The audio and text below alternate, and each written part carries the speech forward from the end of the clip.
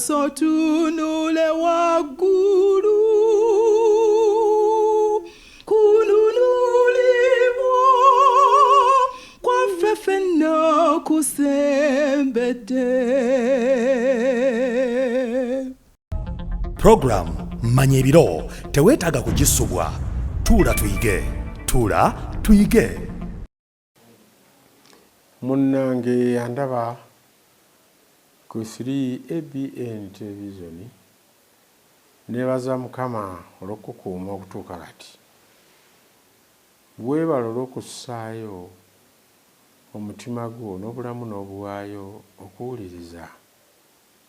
Mukama nsaba akuwa omukisa nga tuyiga.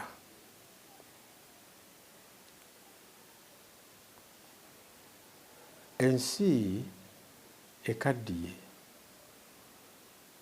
ate naffe ntukaddiiramu.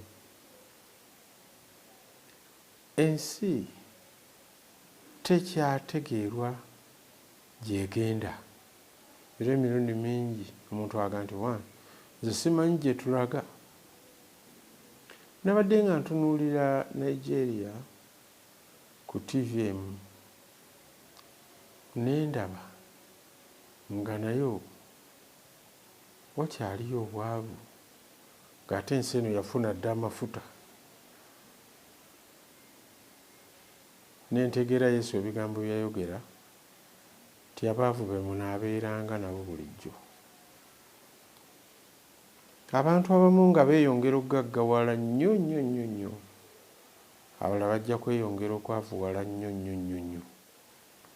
Ebyo bye bikooyezza abantu ensi eno kuba teri mu balansi, teyenkanyankanya. Ekyo kye kyaleetebwa ekibi. Naye waliwo ensi empya n'eggulu erijja. Mu byo bino byonna tebijja kubeerayo. Y'ensonga lwaki twagala okudda era tuteekwa okudda tubeere abaana ba Katonda okutandika kati. Tumanye Katonda ky'ayagala tukigonderenga. N'oluvannyuma atukakaseeko obulamu obutaggwaawo bwe twafiirwa mu Adamu. Mu Yesu Kristo tubweddize. Tweyanzizza olw'ekiseera kino katusabe. Twebaza olw'okusaasira ku Mukama kubanga watulaba nga tubonaabonera mu nsi. Nojja n'okola omulimu gwo ng'ekyokulabirako. Bw'ali ogenda n'otuleekera Omwoyo Mutukuvu aluŋŋamye ebigambo byo bye wali omaze okuyisa mu bannabbi n'ebyo ebyali eby'okubeerawo nga biyita mu batume. N'olwekyo tuwa omukisa nga tubiyiga. Omwoyo eyabiwandiisa abitutegeeze tubiggyemu amakulu mu linnya lya Yesu Kristo Mukama waffe. Amiina. Tugenze mu Lukka we twakoma essula y'e15 olunya olwa25. Mu kiseera kiri ssuula eno gye zitandikira twalaba endiga eyabula, ne tulaba ensimbi eyabula, ne tulaba n'omwana eyazaawa. Kyokka ekyokuyiga kya leero nakituumye omutwe ogugamba nti omwana eyazaayira awaka.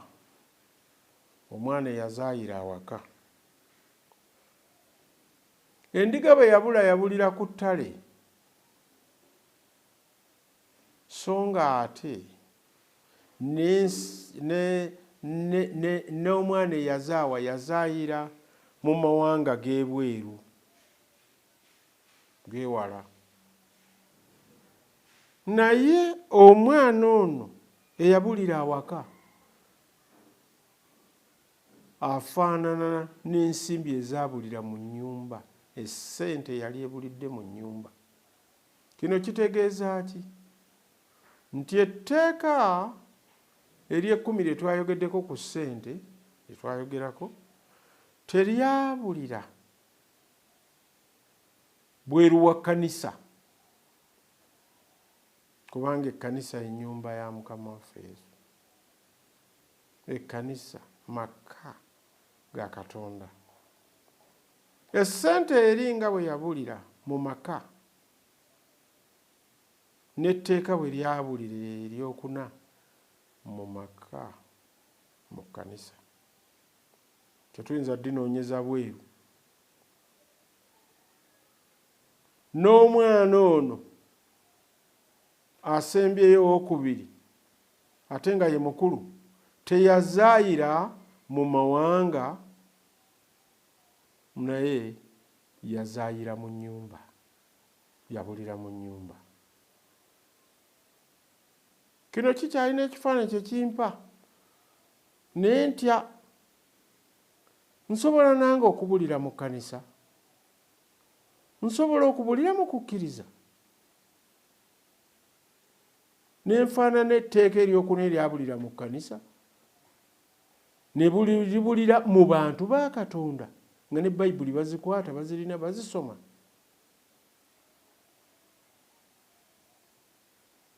Katulabe omwana ono olunya olwa 25. Mu kiseera ekyo omwana omukulu yali ali mu nnimiro.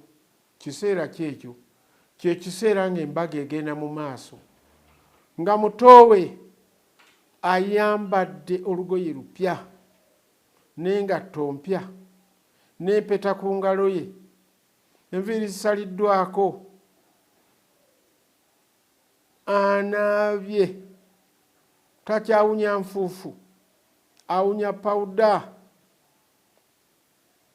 Omwana ono ng'akyuse. Okukyuka kw'omwana ono nti kwaleeta mukulu we obuggya.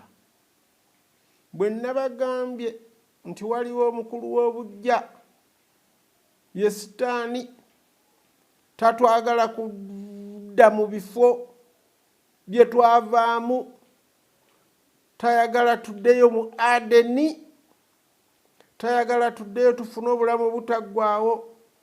Bwe tumanya omulabo ono tuteekwa kukola ng'obukoko obuto kuddukira wali maama waffe ne maama waffe ekkanisa, kubanga ate eri maama waffe yeri ne taata Katonda waffe yatutonda era omulokozi waffe Yesu Kristo. Katugende mu maaso. Mu kiseera ekyo omwana omukulu eyali ali mu nnimiro, awo bwe yali akomawo eka ng'asemberedde ennyumba n'awulira ennyimba ez'amazina. Yawulira okusanyuka. Ayinza okuba yatandika n'okuwulira evvumbe ng'asemberedde ddala awaka. Yeebuuza kiki ekiri awaka? Nalese tewali kitegekeddwa na kimu. Ebintu bino biri waffe tebiri waffe, naye nga mbiwulira ng'ebiri eka. Ebintu bino biri ku muliraano oba biri ku mutala mulala? Nga mpulira nga biri ku mutala gwaffe. N'afuna okwagala okumanya ekituufu, kyokka akyali wala. Omwana ono ateekwa okuba nga ennimiro teyali kumpi n'awaka, yali erabika nti yeebunaayira. Neewuliriza.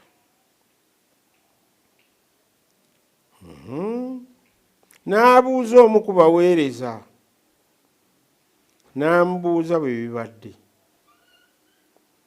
Omuweereza amuddamu bigambo bino. Omuweereza n'amutegeeza nti muganda waakomyewo. Omusajja ono yalina abaana babiri bokka, omwana omukulu n'omuto. Naye bwe bagambye omukulu nti muganda waakomyewo, muganda w'ono n'anyiiga. Era kitammwe amuttidde ennyama ya ssava olw'okubanga muganda waakomyewo nga mulamu bulungi. Katonda bw'atyo bwe yeerabira. Omusajja ono abadde ajenti wa Katonda. Tayogedde mbeera muganda w'omwana ono eyazaawa omukulu ng'azaayidde mu nnyumba bw'akomyewo naye agambye nti akomyewo bulungi. Tamunnyonnyodde nti akomyewo ng'enjala emuluma, tamunnyonnyodde nti akomyewo ng'ayambadde enziina, tamuwadde kifaananyi kimatiza nti akomyewo ng'enviiri si nsale, era akomyewo nga yenna awunya entuuyo n'enfuufu. Tabimunnyonnyodde. Byakomyewo atambuza bigere, tamugambye. Ebigambo bino byakola ki? Muganda we omukulu n'anyiiga, n'okuyingira n'ayingira mu nnyumba. Bw'ayize newankubadde abadde mu ngoye ezitamusaanyiza kujja wali, naye enzigi ajazzeemu n'okuyingira mu nnyumba. Ateekwa okuba nga bwe yayingira yalwayo, kitaawe n'amulinda alabe nga anaafuluma ajja ayanirize ku muto we, kubanga muto we yali yatudde dda ku ntebe ey'obugole. Naye bw'akomyewo anyiize, kubanga ekyo si kyabadde asuubira kitaawe okukola. Ekyo takiteekanga na mu bwongo bwe ti kitaawe aliddayo n'ayaniriza omwana. Ayinza okuba nga yalinanga ebigambo bingi byayogera ne kitaawe obubi ku muto we, olw'okuba nga yatwala obugagga bwa kitaawe era obugagga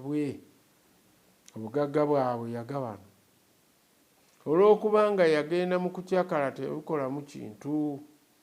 Naye omwana ono alabika okuba nga kitaawe teyamunyeganga, kitaawe yawuliranga ennaku olw'omwana oyo eyazaawa.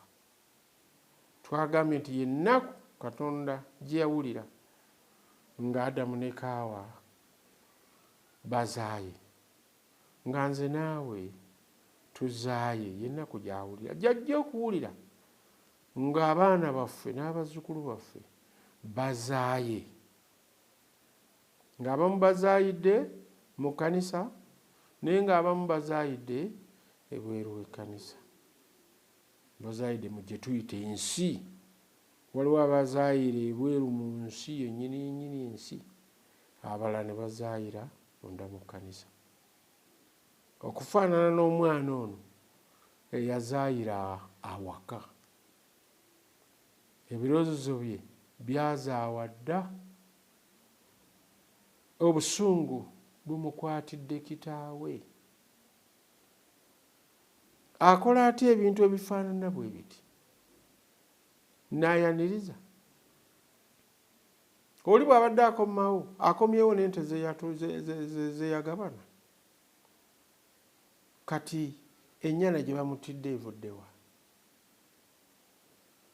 Ku nte nze zendabirira, ku mirimu egitukooya gino bukyagenda abadde takola mulimu nagumu, kati amwaniriza ng'ani? Bino byonna bisobola okuba nga bye birowoozo ebyali mu mwana ono. Leero mu kkanisa mulimu abaana abazaaye, naye bwe bakomawo ab'ekkanisa tugeya bageye tyogolaba oyo bwe baamukola olubuto, bwe yadduka n'omusajja n'abeewaabwe tebamanyi. Omuntu oyo akomyewo mu kkanisa tusaana kumwaniriza, tuleme kufaanana mwana ono yazaayira waka, tuleme kufaanana muntu ajja kuzaayira mu kkanisa. Ekkanisa eriwo kulokolebwamu, ate ekkanisa kyeva efaananyizibwa n'ensolo ezitali nnongoofu, endogoyi, embalaasi, eŋŋamiya. Ensolo zino si nnongoofu, kyentegeeza teziriibwa nnyama, newankubadde ng'ezimu zaagala okwefaanaanyiriza embuzi nga zirina n'obubonero obwagala zifaananyiza ente, naye Katonda yayogera temuziryangako, si nnongoofu eri emibiri gyammwe. N'olwekyo abatali bajeemu be bazirya, naye abajeemu be bazirya, abatali bajeemu bagondera ekigambo kya Katonda nga bwe yalagira. Ekitegeeza ekkanisa nnyingi zibeeramu abantu bangi nga bazaayira omwo. Tubeera mu kkanisa nga twazaawa, ebirowoozo byaffe nga nabyo biri ku mikyakalo, ebirowoozo byaffe nga biri mu kufuna bintu bya bwereere, ezaala n'ebirala, ebirowoozo byaffe nga biri mu bwamalaaya n'obukyakazi obulala bwonna nga muli n'obutamiivu. Mukama atusaasire tuleme kuzaayira mu kkanisa. Omwana ono muzadde we kati agenda kumuwooyawooya, tayinza kuleka mbeera eno. Oba oli ng'asobodde okumuzza abadde azaayidde ebweru, naye ate azaayidde mu kkanisa. Abaganda balina enjogera egamba nti oba nkaabira mubikire naye ono ankutukidde mu ngalo. Omwana ono yali akutukidde kitaawe mu ngalo, naye ng'ate akaabira oli eyazaawa, kati alina ate okuzza n'ono, kuba ategedde nti ayononekedde mu nnyumba nga ne kitaawe waali na buli kintu ng'akimukolera. Agamba bw'ati, muganda we omukulu n'anyiiga n'okuyingira n'atayingira mu nnyumba, n'asigalayo obwo bweru. Naye kitaawe n'ajja n'amwegayirira ayingire. Ekisooka awulidde, ekyokubiri abuuzizza, ekyokusatu ategedde, bw'ategedde anyiize, bw'anyiize ne mu nnyumba n'atayingira. Oyinza okubeera nga naawe ozaayidde mu kkanisa,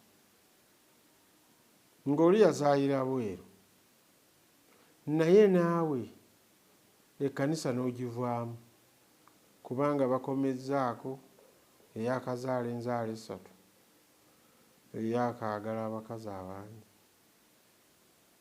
n'ozira. Abantu abamu bavudde mu kkanisa nga balowooza nti ekkanisa nga bw'eteekwa okubeera entukuvu bw'eri. Naye ekkanisa ddwaliro, abaali bagenzeko mu ddwaliro, osobola okuwulira okuwunya okwa buli ngeri nga kubeera mu ddwaliro, n'osaasira n'abasawo abakubeeramu, ne bajjanjabiramu, ne baliiramu n'emmere, ne banyweramu n'ekyayi nga bwe bakola. Kubanga mubeeramu balwadde. Kyova olaba nga taata ono ayimuse, ategedde nti mu maka omwana ono naye mulwadde okufaananira ddala n'omwana oli eyali azaaye. Omwana ono naye azaaye naye ng'azaayidde mu nnyumba. Omwana ono naye abuze naye abulidde mu nzigi zange. Taata okuyimuka n'anoonya omwana gy'abulidde, ekyo ffenna kye tugwana okukola, kubanga ne Yesu gwe mulimu gwe, okunoonya ababuze, okwogera nabo obulungi, nabo bakomewo mu nnyumba. Amanyi nti ebweru waliyo kuzikirira. Omwana ono tayagala azaayire ddala, naye ako kazaayemu akatonotono asobole okudda. N'agamba bw'ati, Kitaawe n'ajja n'amwegayirira ayingire, naye omwana n'amuddamu nti, emyaka gino gyonna nkukoledde, era tewali mulundi na gumu lwe wali ondagidde n'enkujeemera. Abanga omwana ono teyali mutukuvu, yali mutukuvu, nga bulijjo kitaawe amulagira n'akola. Oyinza okubeera mu kkanisa ng'ogondera buli kigambo kya Katonda era nga okkirizibwa okutukuzibwa, naye ekyo kitegeeza nti otuukiridde. Waliwo ab'ekkanisa abanoonya okutuukirira, bwe baba bakunoonya ate ne babunoonya mu magezi n'amaanyi gaabwe, kubanga okutuukirira kwaffe kwatuukirira mu Yesu Kristo mwokka. Ye yasobola okukola obutuukirivu obuli 100%, buli ku 100 n'abaamusalira omusango ne bagamba tebamulabako musango, n'abavubuka be yakula nabo ne bagamba tetulabanga musango kuno, ate n'abaana abato nabo ne bagamba nti naffe mu buto yadde okutuddiza ekikonde, yadde okutusamba, talwanangako. Byonna ebyalema abantu ffenna tebimulemangako. Kati kitaawe n'ajja n'amwegayirira ayingire. Leero Katonda yayimiridde ku luggi ng'akonkona, akonkona ku bantu abawulira eddoboozi lye, akonkona mu biseera bino eby'oluvannyuma. Abantu atulaba nga tunyogoga so tetunyogoga, nga bwe kisangibwa mu ssuula ey'okusatu olunya olw'14 olw'ekitabo ekyakubikkulirwa, ng'ayogera ku kkanisa ey'ekiseera ekisembayo eyitibwa ey'omusanvu, Lawodikiya. Lawodikiya kitegeeza okusala omusango. Mu biseera bino nga omusango gusalibwa mu ggulu, era ng'amannya gaggyibwa mu kitabo ky'okufa ne gayingira mu kyobulamu, ate n'agabadde mu kyobulamu abantu baganye okwenenya ne gaddayo mu ky'okufa. Alaba ekkanisa bw'eyimiridde, ng'eyimiridde ng'omwana ono eyabulira mu kkanisa, kubanga baatulaze ebikolwa bye ebirungi, yennyini yeeyogeddeko ng'awa obujulirwa ate abuwa kitaawe, naye nga tamanyi kitaawe yasinga okumumanya. Mirundi emeka gye tuyimiridde ng'omusajja oli omufalisaayo eyayimirira mu kkanisa n'ayogera ebigambo bino nti nze nsiiba emirundi weegiti, nze mpa ekimu eky'ekkumi, nze buli wiiki nsaba emirundi 3. Nti naye ono omusajja Mupabulikano ye najja ne yeegayirira n'agamba onsaasire, nze omuddu wo alina ebibi. Ebiwandiikibwa bigamba nti omusajja oyo eyategeera obunaku bwe yaddayo ng'aweereddwa. Gwani nze ani ayimirira mu maaso ga Katonda ne ntandika okweraga?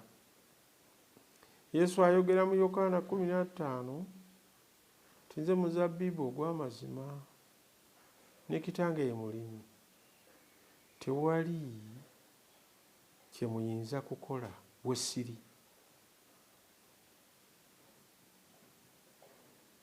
N'olwekyo okubeerawo kwa Yesu Kristo mu bulamu bwaffe kwe kwokka okutusobozesa okugonda n'okujeemulukuka, era ye yagaba empeera, ye yatugabira empeera. N'olwekyo teriyo mulamuzi mulala kyava atugamba temusalanga musango ng'ekiseera kyagwo tekinnasituuka. Omusango gusalibwa ddi? Ng'okuwoza kuwedde okugaba ebibonerezo. Kyatugamba togabanga kibonerezo. Oli mu kkanisa togambanga banno nti baakuzikirira kubanga oba omaze okubasalira omusango, naye kowoola bakowoole baleme kuzikirira. Taata alumbye omwana ono ebweru, oba yali mu muti oba yali mu musana ng'ali awo ennaku ejjula okumutta, naye ng'ennaku teyandimuse kubanga muganda we akomyewo, naye yali emuttira bintu. Ekitegeeza nti omwana ono newankubadde yali mu nnyumba mu maka ga kitaawe, naye okusinziira ku bigambo bye ennaku yali emuttira bugagga, yali emuttira bintu. Yesu Kristo asobola otusalira omusango nga tuli mu kkanisa nga tuweereza, naye ng'ebirowoozo byaffe bibeera ku maali gye tumalirako ebiseera, ne tulaba nga tusobola nakukola ekyo kye twandikoze, tusobola nakuyamba oyo gwe twandiyambye, tetuyinza nakusanyukirako oyo gwe twandisanyukiddeko. Waliwo abantu abakola embaga ne twesanga nga ssente oyo oli alina naye nga tasobola kusondera muntu oyo, abeera n'endowooza ze naye tabeera nakwagala.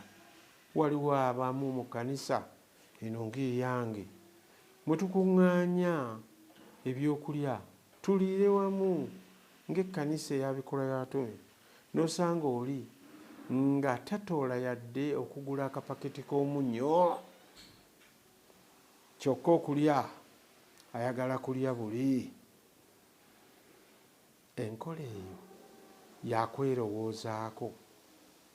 Omwana mulenzi ono ayinza okuba nga kitaawe yamwagalanga naye ng'amwagalako bintu. Bantu bameka abasaba ne basiiba ne balaga be baagala Katonda naye nga bamwagalako birabo byabawadde naye nga ye tebamwagala. Mukama atutaase tweme kufaanana omwana ono eyazaayira mu maka naye kitaawe najja n'amwegayirira ayingire, naye omwana n'amuddamu nti emyaka gino gyonna nkukoledde.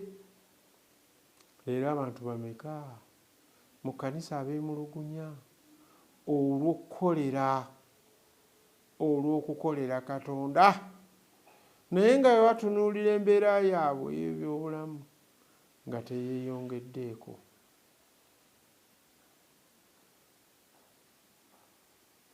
Nabo ne beemulugunya.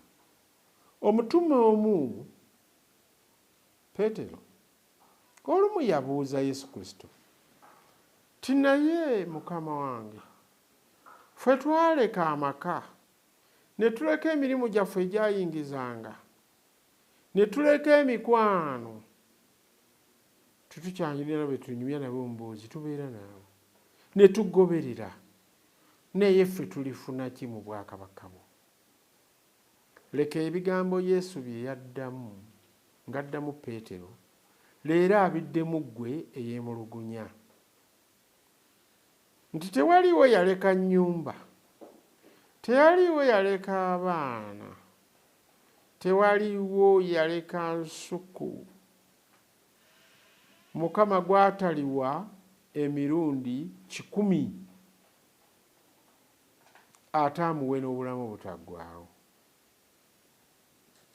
Oluganda saagala oggwemu maanyi, saagala oterebuke, saagala oyenjebuke.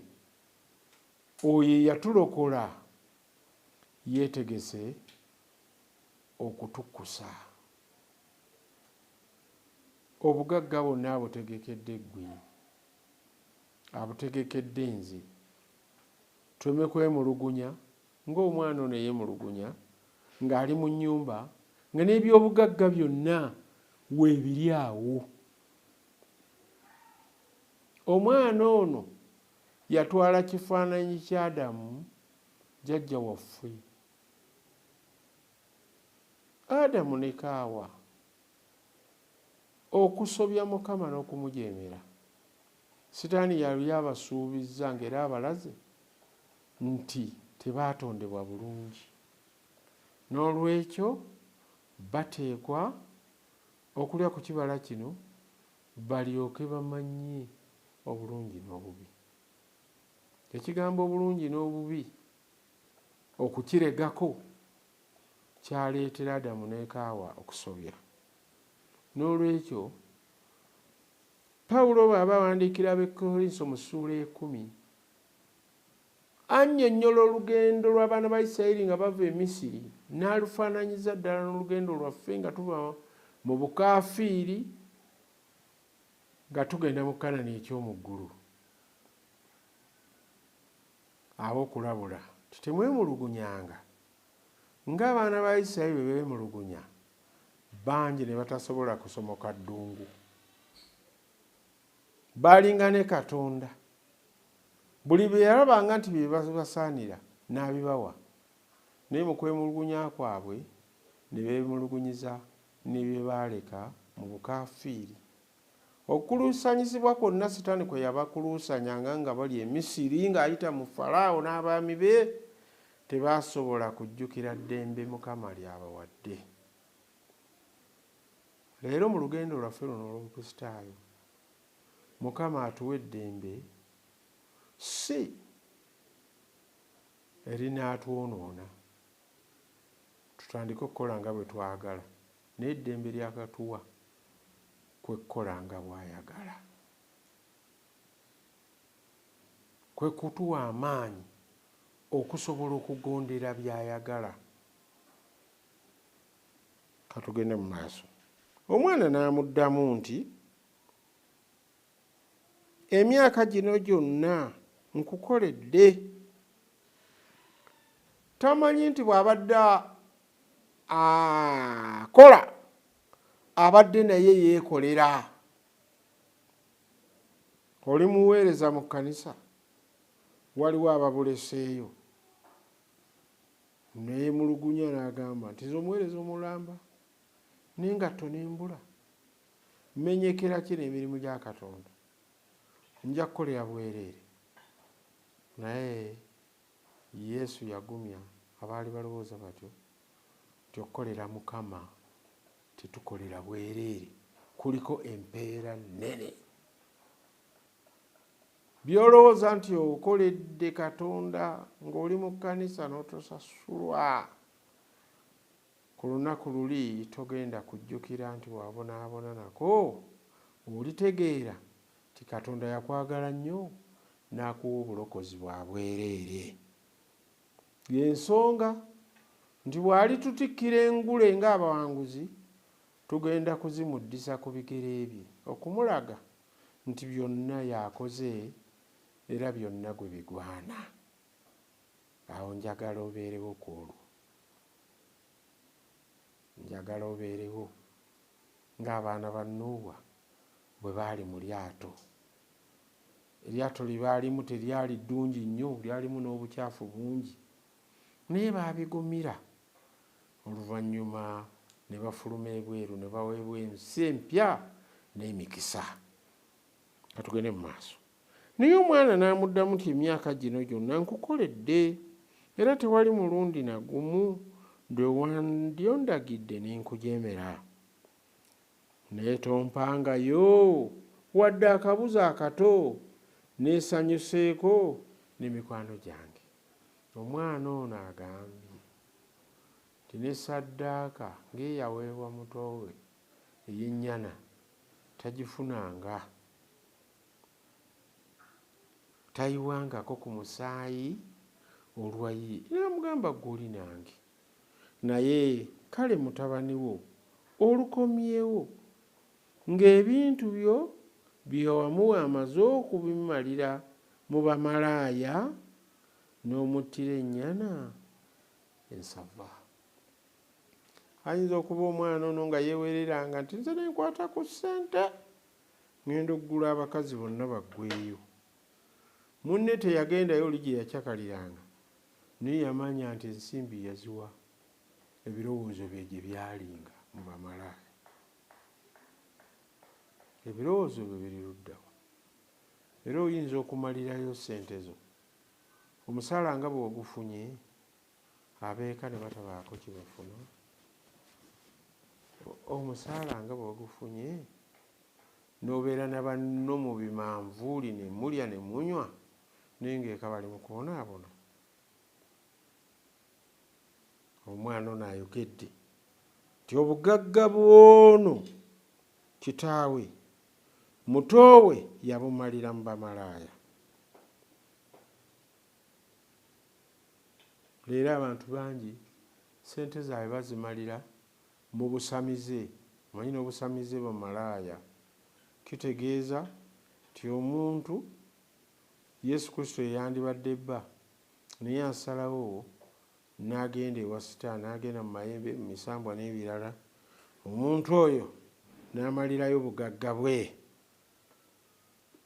Naye kale mutabani we olukomyewo ng'ebintu byo biwamuwa amaze okubimalira mu bamalaaya n'omuttira ennyana eyasava. Tulina ensaasaanya gye twasaasaanya.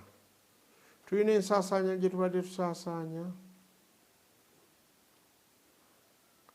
Saddaaka ya Yesu Kristo emala okutulokola. Sivudde mulaba nga bassente envubuka ekifaananyi kya Mukama waffe Yesu Kristo. Kubanga saddaaka ennamu entukuvu esanyusa Katonda yabanga nvubuka nga ziranga nga zikola obunnabbi obulaga nti Yesu Kristo agenda kufa ng'akyali muvubuka nga tannaba kuzaala mwana. Kitaawe n'amuddamu nti laba mwana wange, taata tannakoowa kuyita mwana ono azaayidde mu nju nti mwana we. Taata teyakoowa omwana oli eyazaayira mu mawanga kumuyita omwana we. Omukyala ono teyakoowa okuyita ensimbi eyabuulira mu nnyumba nti nsimbi ye, era olwagifuna n'abuuka n'asanyuka. Ne taata nsanyusizza takooye yadde omwana ono anyiize, naye taata asigadde mu mbeera y'emu kubanga yandinyiize. Naye mugamba bonyiiganyiiga nze omwana wange wali oyagala afe, naye teyabyogera. Amugambye mwana wange tuli ffenna bulijjo era byonna bye nnina bibyo. Simanyi oba omwana y'anaakitegeera nti byonna taata bye yali alina ebyasigalawo byali bibye. Lwaki byali bibye? Kubanga ye musika. Omwana oli yatwala omugabo gumu, naye mu Bayudaaya omwana yasikiranga emigabo 3 ng'asikira ebintu ebibye, n'asika ng'ebyo biba bya mirundi 2, n'asikira n'obwakabona nga yakulira eby'okusinza. Ogwo nagwo gwali mugabo. Ogw'obusika mugabo, n'ebintu nagwo mugabo, ate afunye ebya mirundi 2. Kati amugambye nti byonna bibyo. Kyatamugambye nti ebyasigala bibyo, naye amugambye nti bye nnina byonna byani bibyo. Kaakano kituufu okusanyuka n'okujaguza kubanga muganda we yali afudde, kaakano mulamu. Yali azaaye ono azaawuse.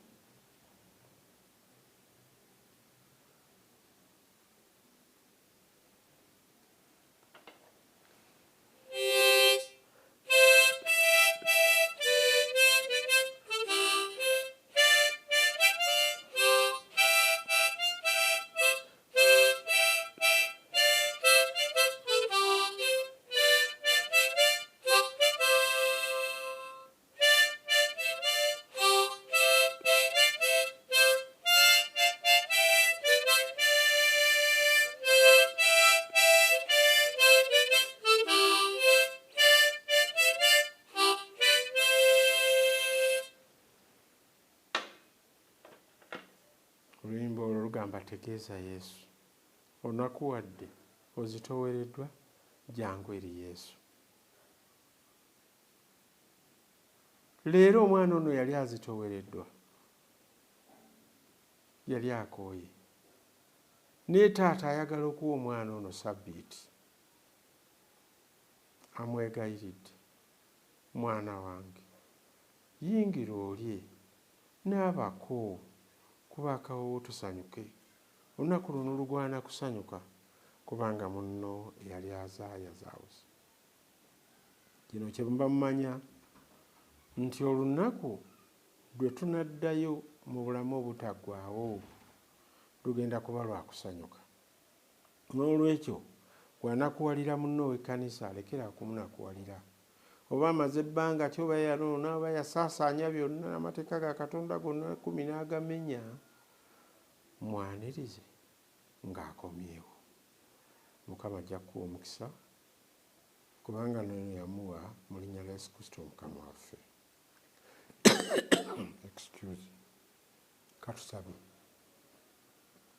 Yesu Mukama Katonda waffe, tukyayongera okwebaza olw'obulokozi bwo kubanga bwe twali naffe tubulidde abamu mu kkanisa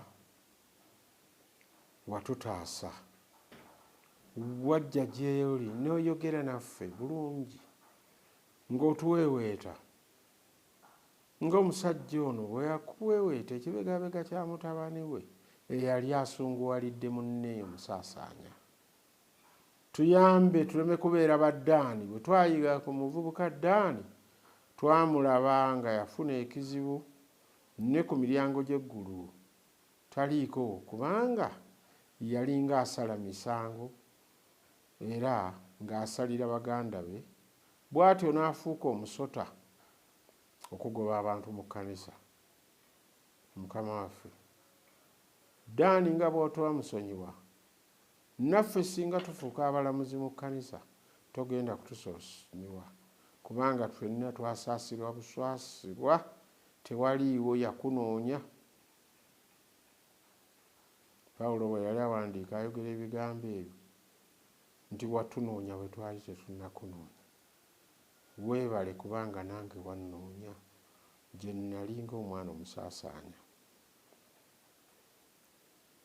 Oyogera ebigambo bino nti bonna be wampa mu mukono gwange tewaliiwo ayinza basikulamu. Tuyambe Mukama, tunyweze. Omulabe waali asikula, emisege weegiri gyetoolodde ekkanisa yo nga gyagala okuggyamu abantu, naye tuleme kusikulibwa. Tukuume tubeere balamu, tukugonderenga, tuwulirenga ekigambo kyo, tukyagalenga, kitusanyusenga, tukiwenga ebiseera okubiyiga, bwe tutyo tubeere abawanguzi mu linnya lya Yesu Kristo Mukama waffe. Amiina. Nebazizza nnyo muganda wange ne mwannyinaze olw'okumpuliriza. Nsigadde nga nkyali Kyeyunijo oyo omukadde w'ekkanisa Essemuto, era mu bukadde bwe Kapeeka, so ng'ate mu kkanisa y'Ekisimula. Mukama abakuume, mubeere mirembe mu linnya lya Yesu Kristo Mukama waffe. Amiina.